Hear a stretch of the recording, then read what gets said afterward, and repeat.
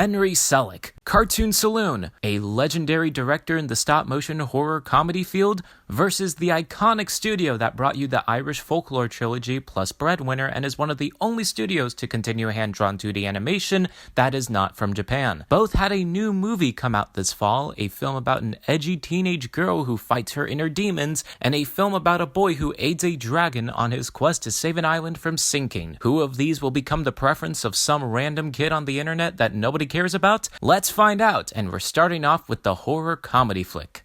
Wendell Wild is a stop-motion horror film from the likes of Jordan Peele and directed by Henry Selick, and it is his first directorial feat since Coraline? Yikes, my dude. The story, as I just said, follows Kat, who, after losing her parents, becomes a juvenile delinquent who is sent to an all-girls Catholic school. There she meets Raoul, a trans boy who later becomes her best friend, Sister Helly, a woman who teaches by day and hunts demons by night, and Father Best, who cares so much about the school that he might as well just die for it. Along her coming-of-age journey, she summons demon brothers Wendell and Wild, who have come to the human realm to build a theme park.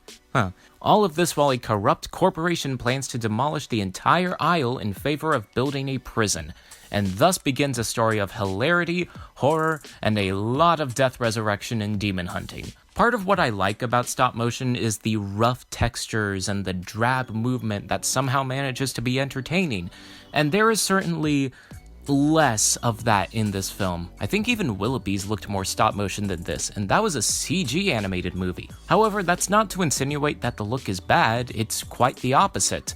The textures are pretty great, the movements are fluid, but the character designs are the essential highlight of the animation. Facial features, body types, all that jazz. There is so much thought put into how the appearance of these characters reflect their core personality. I especially love the designs of the titular Wendell and Wild characters, voiced by Key and Peele. Honestly, they were the best characters in the film. And talking of characters, I don't think there was a single one I particularly disliked. Kat was an interesting protagonist with a lot of guilt about her parents. Raoul is an exceptional character and a great step forward in terms of LGBTQ representation. Sister Helly was a cool badass mentor figure, and James Hahn as Father Best was really entertaining. And as said, the titular demon brothers were amazing. The actual arcs that each character went through were interesting, but I think the only arcs that really worked for me were that of Kat, Raoul,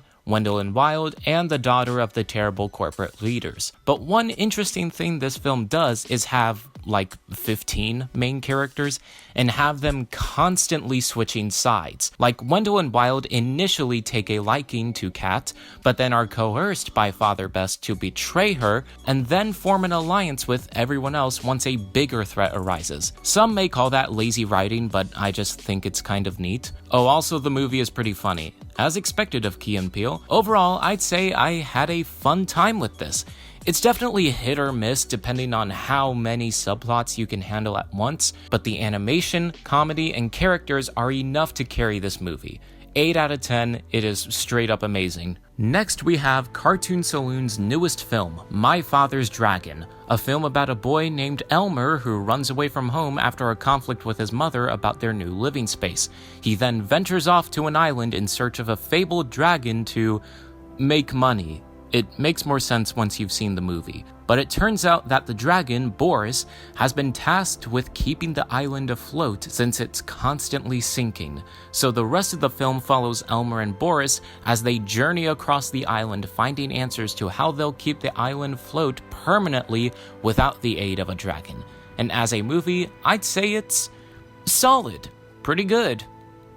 9 out of 10. Yeah, I don't know why, but what I anticipated to be Cartoon Saloon's weakest film has now become one of my all-time favorite movies. Sure, the second half is better than the first, but that's probably because it took a bit of time for me to get used to Boris. Now don't get me wrong, he's certainly not an annoying or unfunny character. In fact, I'd go as far as to say he's one of the best comic relief characters, period. I just think it took me a while to get used to Gaten Matarazzo's vocal performance. Also, the cat was virtually virtually useless. You could have cut her out and the story would still function. Okay, maybe I should talk about some positives in this movie. Unsurprisingly, the animation is amazing, with stunning movement and set pieces and especially pretty looking fire. Boy, do I wish that traditional hand-drawn animation could make a return to theaters, but alas, though it does seem like certain studios are trying to bring it back. The soundtrack is also very lovely, which is kind of a given, it's Cartoon Saloon. The story is a lot of fun, having an episodic structure while also being entertaining and enticing, and the characters are pretty cool, but I especially love the bond between Elmer and Boris. A lot of their interactions speak to ideas and themes of how intense emotions can leak into your friendships and the importance of self-worth and lifting each other up in any relationship. And minor point, it's just kind of hilarious to me how this movie is basically everything Over the Moon should have been. Now, it might seem like I'm rushing through my thoughts, but that's just because after so many effortful videos, I just need to tone down my writing and editing for a while. And hey, I'm done with theater stuff for now, so now I have more time to do these reviews. Anyway, I'd say My Father's Dragon is another home run for Cartoon Saloon, and it is certainly one of my favorite animated films of the year. As I said, 9 out of 10.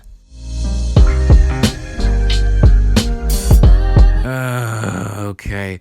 As I literally just said, it's taking a lot of energy to even write these videos, and that of course affects not just my release schedule, but my patience to release seasonal ranking videos, explaining why my summer ranking isn't even out yet. So I'm just going to use this as an opportunity to rant about what I've watched, just in case I never make those videos. For those wondering, yes, I will make that Pompo review. This isn't going to be another Hey K-Story turning red situation. I will release it. In the meantime, watch it, because it's amazing. DC Super Pets is pretty good. I keep forgetting that Dwayne "The Rock" Johnson is an actually good voice actor.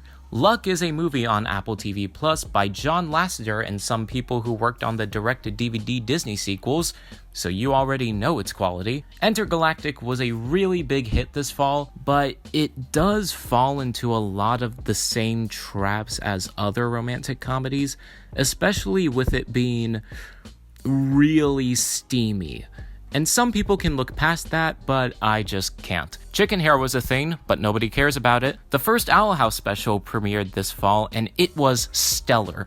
I love this show so much, and there's rumors about a possible extension on the third special's runtime, so yay! I have not gotten to see or finish Dead End and Hell of a Boss Season 2, shame on me. And finally, Drifting Home, which was spectacular.